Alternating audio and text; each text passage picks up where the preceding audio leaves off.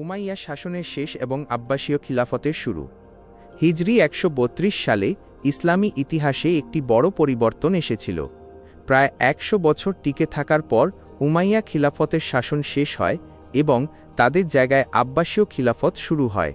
এই ঘটনা আমাদের শেখায় যে কোনো সরকারি ইনসাফ, ন্যায়বিচার এবং মানুষের ভালোবাসা ছাড়া টিকে থাকতে পারে না।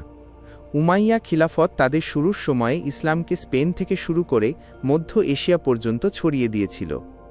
তাদের সময়ে অনেক দেশ জয় করা হয়েছিল এবং জ্ঞান বিজ্ঞানে অনেক উন্নতি হয়েছিল, কিন্তু শেষের দিকে কিছু সমস্যা দেখা দিল।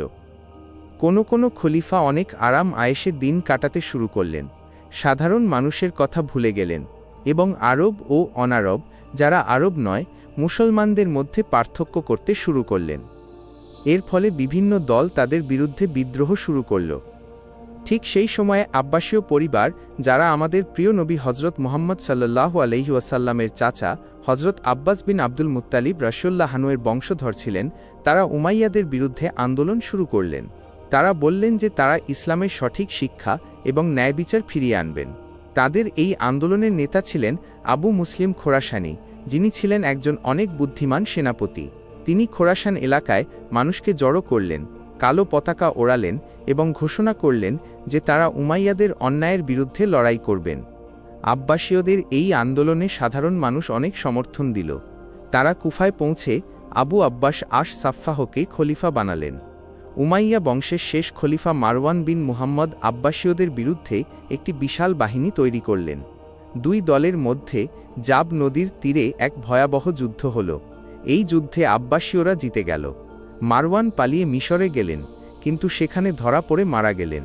এর মাধ্যমেই উমাইয়া খিলাফতের শাসন শেষ হয়ে গেল।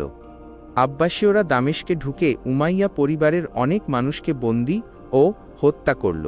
তবে উমাইয়া রাজপুত্র আব্দুর রহমান সেখান থেকে পালিয়ে স্পেনে চলে গেলেন। সেখানে তিনি নতুন করে উমাইয়া শাসন শুরু করেন, যা অনেক বছর টিকেছিল। আব্বাসীয়রা প্রথমে কুফাকে তাদের রাজধানী বানাল এবং পরে বাগদাদ শহরকে পুরো বিশ্বের জ্ঞান ও রাজনীতির প্রধান কেন্দ্র হিসেবে গড়ে তুলল। আব্বাসীয়রা ঘোষণা করল যে তাদের শাসন হবে কুরআন ও সুন্নাহর ভিত্তিতে। তাদের সময় বিজ্ঞান, চিকিৎসা এবং অন্যান্য অনেক বিষয়ে জ্ঞান অর্জন অনেক সহজ হয়ে গেল। এই পরিবর্তন ইসলামী রাষ্ট্রের জন্য একটি নতুন অধ্যায় তৈরি করল। উমাইয়াদের শাসন শেষ হওয়া এবং আব্বাসীয়দের শাসন শুরু হওয়া মুসলমানদের জন্য একটি বড় শিক্ষা। এই গল্প আমাদের শেখায় যে শাসন শুধু গায়ের জোরে হয় না, বরং ন্যায় বিচার, সততা এবং মানুষের সেবা করলে তবেই রাজত্ব টিকে থাকে। গল্পের শিক্ষা: অন্যায়ের পথ বেছে নিলে বড় বড় সাম্রাজ্য ধ্বংস হয়ে যায়। তাই সবসময় ইনসাফ বা ন্যায় বিচারের পথে চলা উচিত।